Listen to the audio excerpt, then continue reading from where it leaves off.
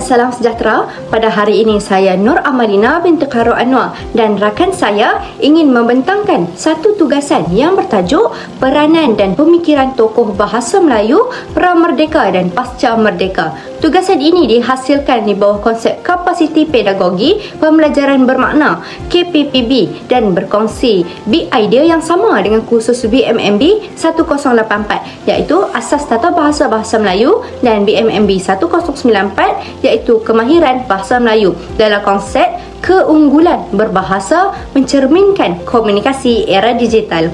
Melalui pembentangan ini, kami akan memperincikan dua kelompok tokoh iaitu tokoh pra-merdeka dan tokoh pasca merdeka bagi menelusuri bagaimana pemikiran serta perjuangan mereka dalam membentuk keunggulan bahasa Melayu hari ini.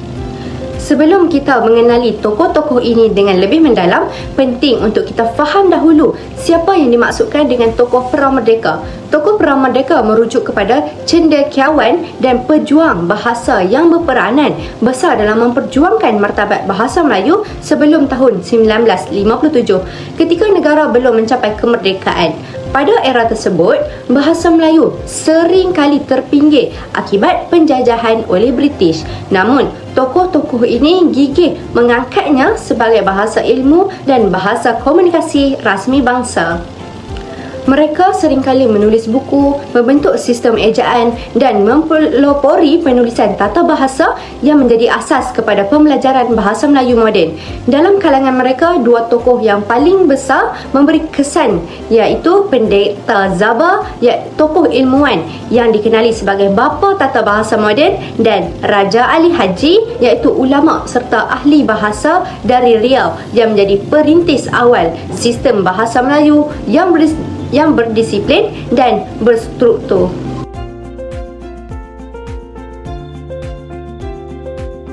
Baiklah, yang pertama saya akan jelaskan dahulu latar belakang tokoh pertama iaitu Pendeta Zaba atau nama penuhnya Zainal Abidin bin Ahmad. Beliau dilahirkan pada tahun 1895 di Batu Kikir, Negeri Sembilan. Beliau dikenali sebagai seorang sarjana bahasa yang menjiwa nasionalis. Zaba mendapat pendidikan awal di Sekolah Melayu Linggi dan kemudiannya di ST Paul Institution Seremban di mana beliau mula menunjukkan minat yang mendalam terhadap bahasa dan penulisan. Menurut bahan arsip digital biografi beliau, Zaba mula aktif menulis pada tahun 1916 ketika menjadi guru sandaran di Johor Bahru.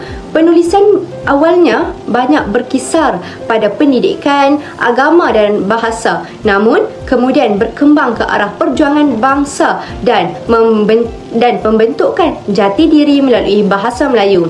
Beliau bukan sekadar seorang guru tetapi pemikir besar yang melihat bahasa sebagai asas kepada pembentukan peradaban bangsa. Baik, seterusnya saya akan jelaskan dengan lebih terperinci tentang sumbangan utama tokoh pra-merdeka kita iaitu Zaba dalam perkembangan bahasa Melayu. Yang pertama, kita lihat dari aspek tata bahasa dan ejaan. Zaba merupakan orang pertama yang menyusun tata bahasa Melayu secara sistematik melalui karya agungnya iaitu Pelita Bahasa Melayu. Dalam karya ini, beliau mengemukakan kaedah dan rumusan yang jelas tentang struktur bahasa Melayu termasuk binaan ayat, penggunaan imbuhan dan kategori kata. Hasil usahanya ini telah pun menjadi rujukan utama selama beberapa dekad, bukan sahaja di tanah Melayu tetapi juga di institusi pendidikan di luar negara yang mengajar bahasa Melayu. Selain itu, Zaba juga memainkan peranan penting dalam penyatuan sistem ejaan. Beliau memperkenalkan sistem ejaan Zaba pada tahun 1933 yang berjaya menyeragamkan secara penulisan perkataan dalam bahasa Melayu. Sebelum itu, ejaan bahasa Melayu ini tidak tetap dan sering berbeza antara negeri. Dengan adanya sistem yang dibina oleh Zaba, penulisan bahasa Melayu menjadi lebih teratur dan mudah untuk difahami.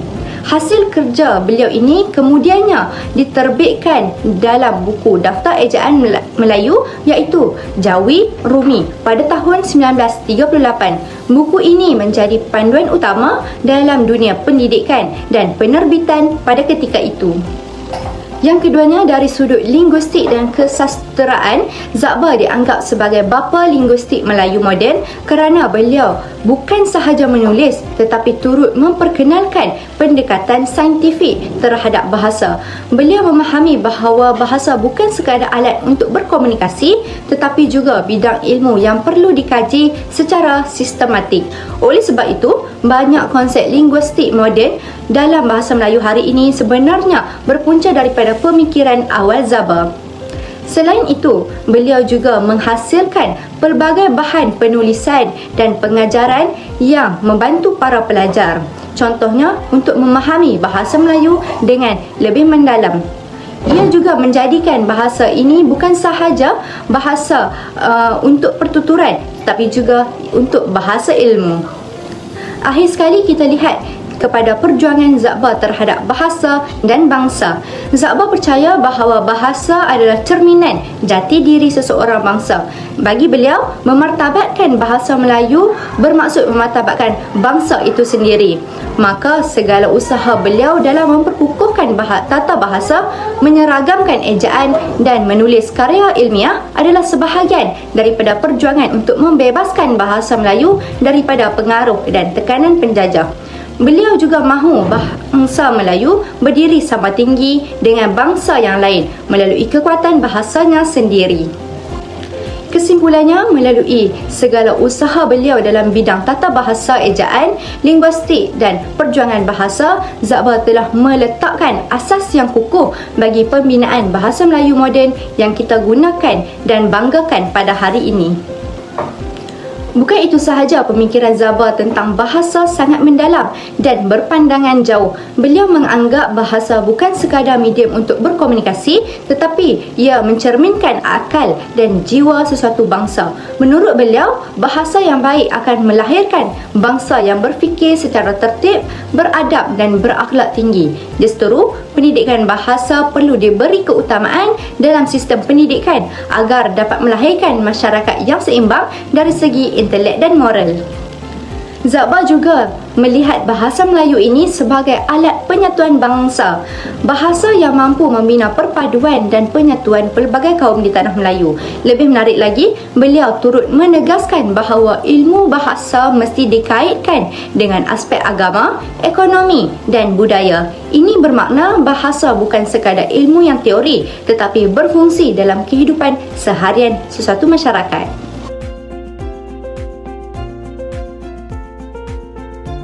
Seterusnya, saya sambung dengan tokoh yang kedua yang saya pilih, iaitu Raja Ali Haji, iaitu seseorang ulama, ahli bahasa dan sejarawan terkenal dari Riau Lingga.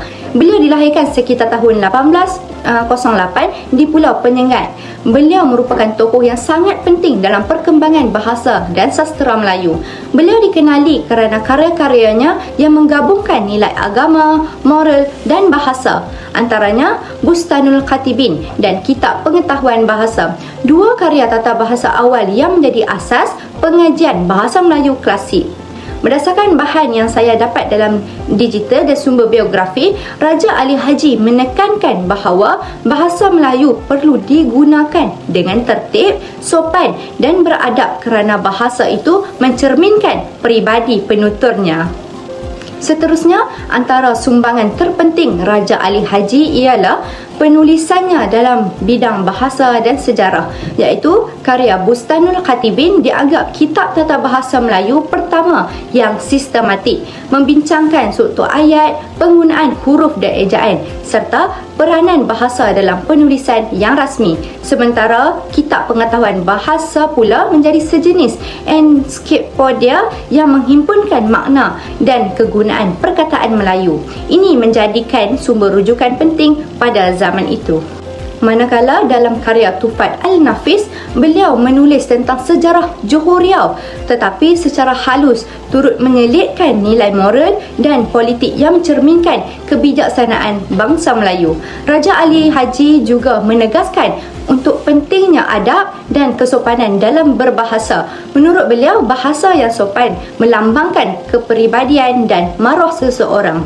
Oleh itu, pemikiran beliau sangatlah relevan sehingga hari ini, yang bahawa keindahan bahasa itu datang daripada kesantunan penuturnya.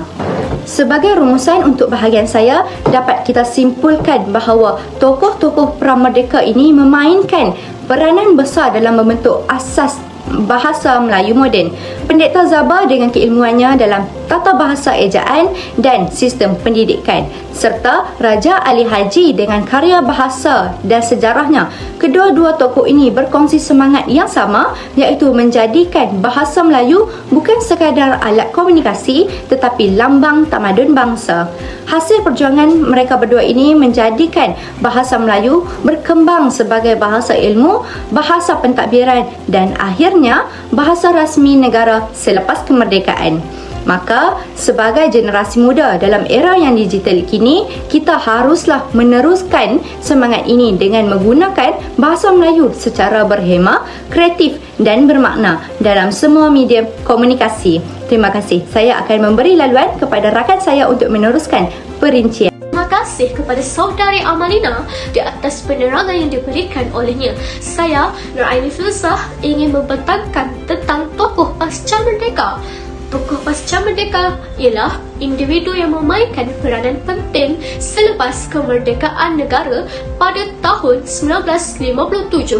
Mereka merupakan golongan cendekiawan, pendidik dan ilmuwan yang meneruskan perjuangan tokoh pramerdeka dalam memperkukuh jati diri bangsa melalui ilmu, bahasa dan pendidikan.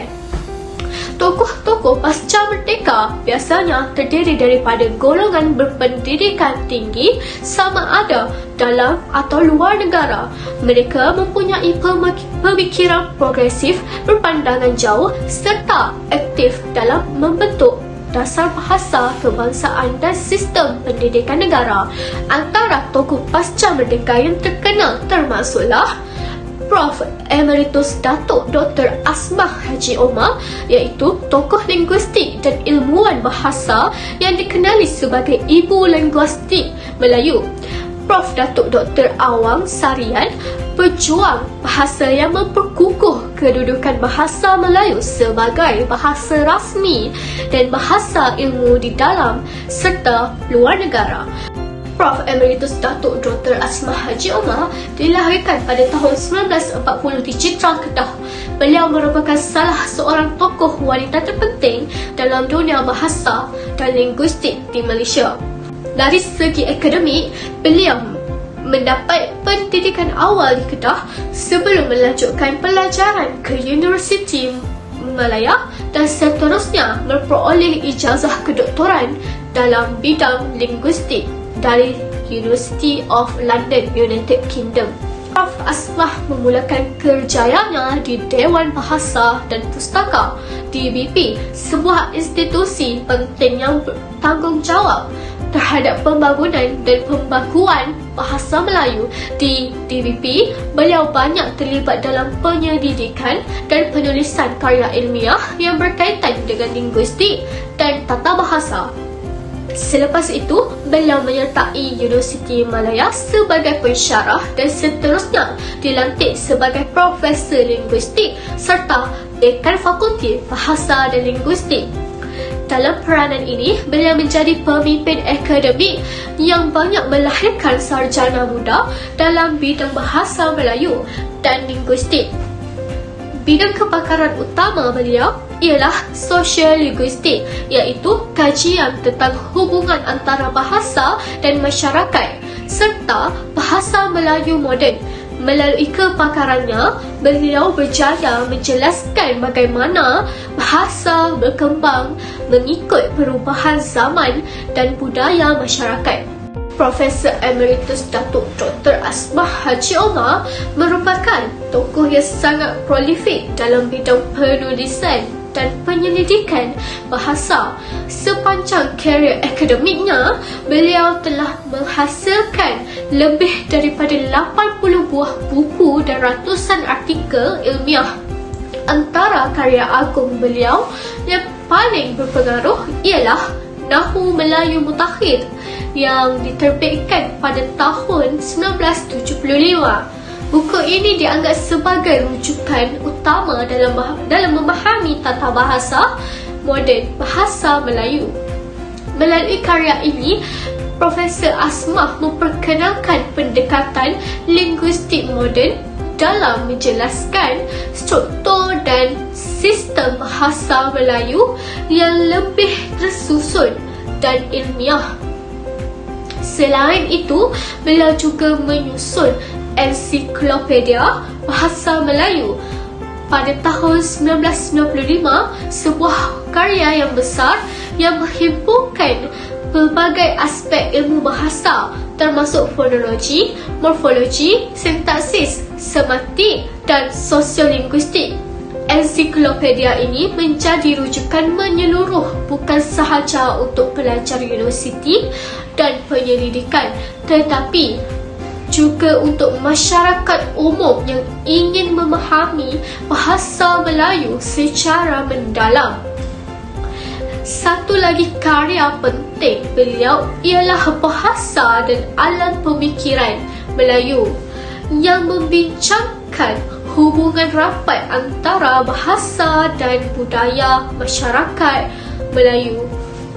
Dalam buku ini, Profesor Asmah menjelaskan bahawa bahasa bukan sekadar alat komunikasi tetapi juga mencerminkan cara berfikir, nilai dan pandangan hidup bangsa Melayu. Prof. Emeritus Datuk Dr. Asmah Haji Omar melihat bahasa sebagai satu sistem yang hidup dan dinamik. Menurut beliau, bahasa tidak statik tetapi sentiasa berkembang dan berubah mengikut arus zaman selari dengan perkembangan masyarakat, teknologi dan budaya.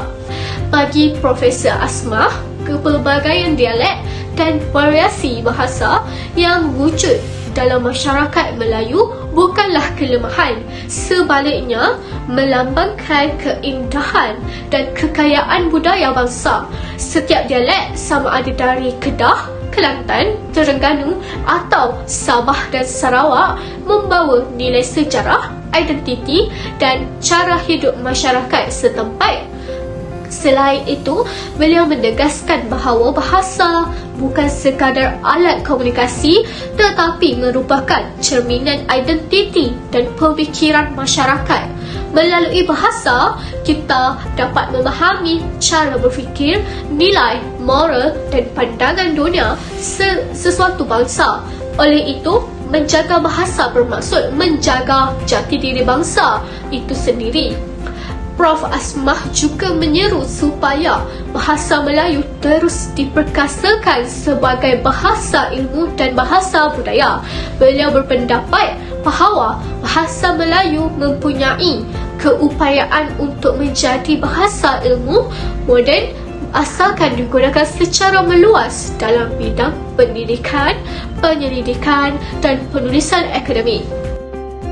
Beliau terlibat secara langsung dalam penggubalan dasar bahasa kebangsaan, terutamanya dalam usaha memastikan bahasa Melayu menjadi bahasa utama dalam sistem pendidikan dan pentadbiran negara. Sumbangan ini membantu memperkukuh kedudukan bahasa Melayu sebagai bahasa rasmi dan bahasa ilmu selepas kemerdekaan. Di peringkat pendidikan tinggi, Prof. Asmah membangunkan kurikulum linguistik di universiti tempatan, khususnya di Universiti Malaya. Usaha ini membuka ruang kepada generasi baharu untuk mempelajari linguistik secara mendalam, bukan sekadar dari aspek tata bahasa tetapi juga dari sudut sosial, budaya dan sejarah pembangunan bahasa. Selain itu, beliau turut menghasilkan pelbagai buku teks dan bahan ilmiah untuk pelajar sekolah dan universiti. Buku-buku ini bukan sahaja dijadikan rujukan di Malaysia, malah digunakan oleh pelajar dan penyelidikan di luar negara yang mengkaji bahasa Melayu sebagai bahasa kedua atau bahasa asing. Sebagai seorang sarjana terkenal, Prof. Asmah juga sering dilantik sebagai pakar rujuk kebahasaan oleh pelbagai institusi dalam dan luar negara. Sumbangan beliau akhirnya membawa kepada pemertaban bahasa Melayu di peringkat antarabangsa melalui penulisan, seminar dan kerjasama akademik global. Beliau berjaya memperkenalkan bahasa Melayu sebagai bahasa ilmu yang bernilai tinggi dan relevan dalam dunia moden. Seterusnya, saya akan menerangkan tokoh kedua pasca merdeka, iaitu Prof. Datuk Dr. Awang Sarian yang dilahirkan pada tahun 1953 di Johor. Beliau menerima pendidikan tinggi di Universiti Malaya, di mana beliau memperoleh ijazah sarjana muda dalam bidang bahasa Melayu. Kerjaya beliau bermula di Dewan Bahasa dan Pustaka DBP sebagai pegawai bahasa. Di sinilah beliau mula mendalami kerja-kerja perancangan bahasa, penyelidikan dan penerbitan ilmiah. Pengalaman di DBP membentuk beliau sebagai seorang penjuang bahasa yang berdedikasi dan berpandangan jauh dalam hal dasar serta perancangan bahasa kebangsaan. Selain berkhidmat di tanah air, Profesor Awang juga pernah bertugas di luar negara, termasuk di UNESCO, Paris sebagai penyelaras projek bahasa dan kebudayaan. Tugas ini memperlihatkan kebolehannya dalam membawa bahasa dan budaya Melayu ke peringkat global, selaras dengan aspirasi untuk menjadikan bahasa Melayu dikenali di pentas dunia. Di peringkat akademik, beliau berkhidmat sebagai Profesor Bahasa Melayu di Universiti Malaya, tempat beliau melatih ramai generasi baharu sarjana bahasa dan penulis ilmiah. Kepimpinan beliau yang tegas dan berpandangan jauh turut menyerlah ketika beliau dilantik sebagai Ketua Pengarah Dewan Bahasa dan Pustaka.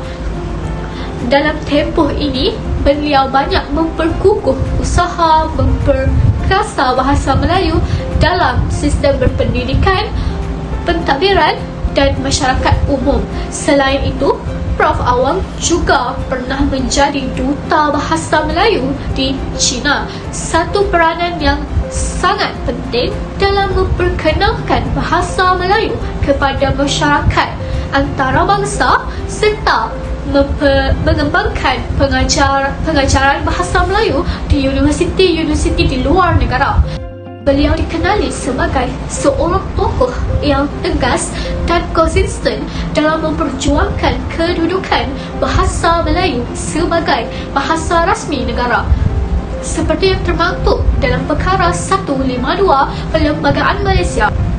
Sebagai Ketua Pengarah Dewan Bahasa dan Pustaka, Prof. Awang sangat aktif melaksanakan dasar bahasa kebangsaan dengan memastikan bahasa Melayu digunakan secara meluas dalam urusan rasmi kerajaan dan institusi pendidikan. Beliau turut memberi tumpuan kepada pembinaan istilah baharu agar bahasa Melayu mampu menampung keperluan dalam bidang sains, teknologi dan profesional moden. Antara sumbangan besar beliau ialah mengubal pelan tindakan memartabatkan bahasa Melayu di sektor awam dan swasta. Pelan ini bertujuan memastikan penggunaan bahasa Melayu secara berkesan dalam semua dokumen rasmi, urusan komunikasi serta papan tanda di premis kerajaan dan perniagaan. Selain itu, beliau juga sering menjadi suara utama dalam pelbagai forum, seminar dan media massa menyeru masyarakat agar terus menghormati dan mengutamakan bahasa Melayu sebagai bahasa kebangsaan. Suaranya membawa kesedaran bahawa tanggungjawab mempertahankan bahasa bukan hanya tugas kerajaan tetapi juga tanggungjawab setiap rakyat Malaysia. Profesor Datuk Dr. Awang Sarian berpegang teguh terhadap prinsip bahawa bahasa ialah lambang kedaulatan dan maruah bangsa. Bagi beliau, sesuatu bangsa hanya akan dihormati apabila bahasanya dihargai dan digunakan dengan penuh kebanggaan. Jika jika rakyat sendiri meminggirkan bahasa kebangsaan, maka hilanglah nilai jati diri dan kedaulatan negara.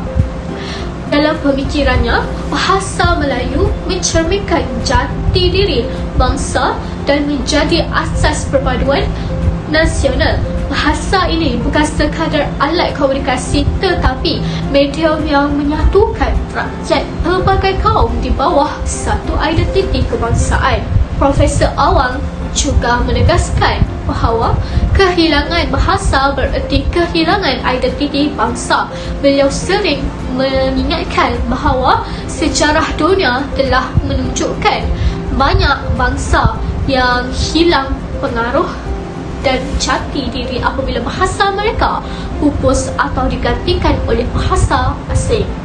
Selain itu, beliau menyeru seluruh rakyat Malaysia untuk mengutamakan bahasa kebangsaan dalam semua urusan rasmi dan kehidupan seharian, sama ada di institusi kerajaan, sektor swasta maupun dalam dunia digital.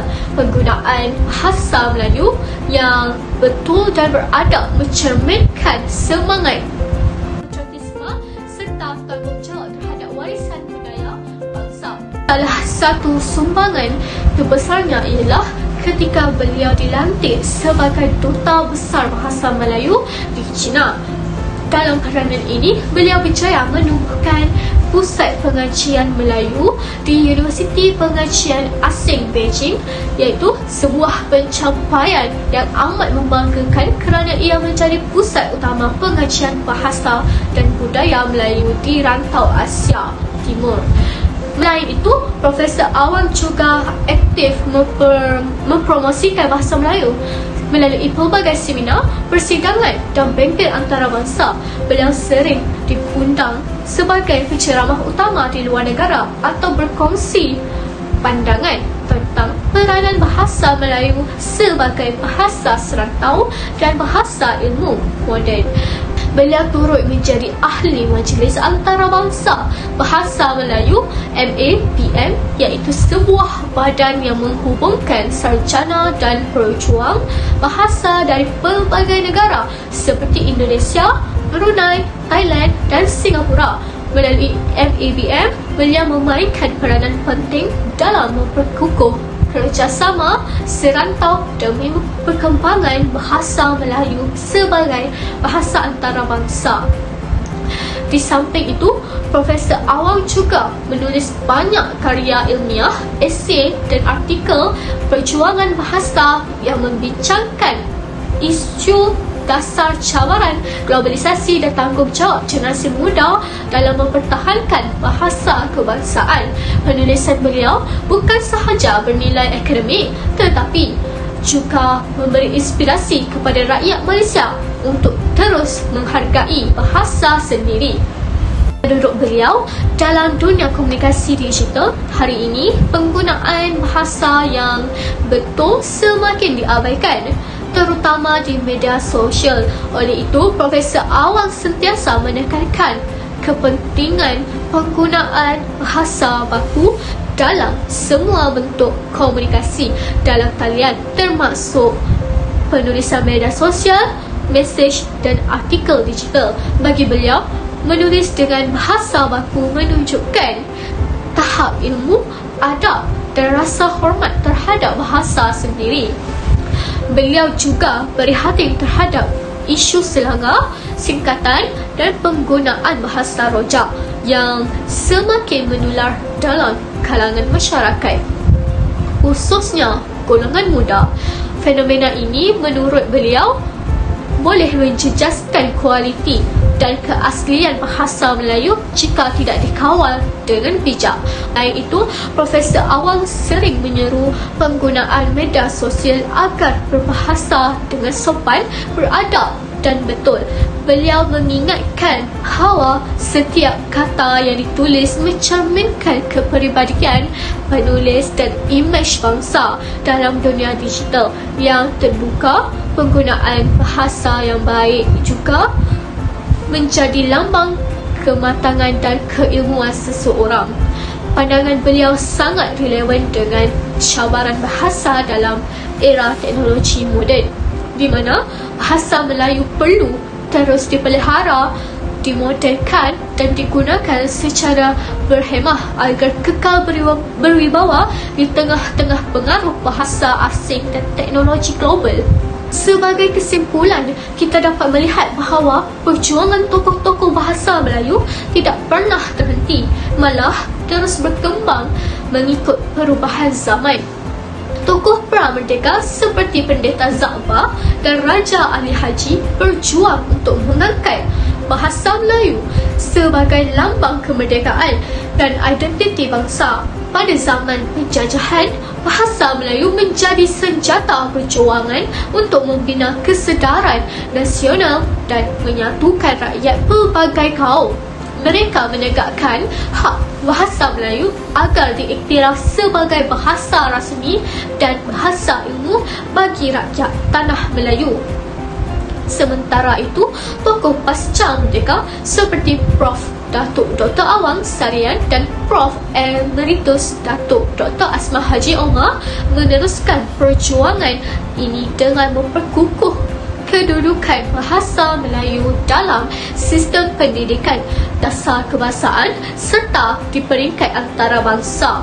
Mereka membawa bahasa Melayu ke dunia akademik moden dan memastikan ia terus relevan dalam era digital serta globalisasi. Bahasa Melayu hari ini bukan sekadar bahasa warisan, tetapi juga bahasa ilmu, bahasa perpaduan dan bahasa digital yang terus berkembang seiring kemajuan teknologi. Akhirnya menjadi tanggungjawab generasi muda untuk meneruskan perjuangan tokoh-tokoh ini dengan menghargai, menggunakan dan memartabatkan bahasa Melayu dalam setiap bidang kehidupan. Bahasa Melayu bukan sekadar alat komunikasi, tetapi lambang jati diri, maruah dan kedaulatan bangsa kita.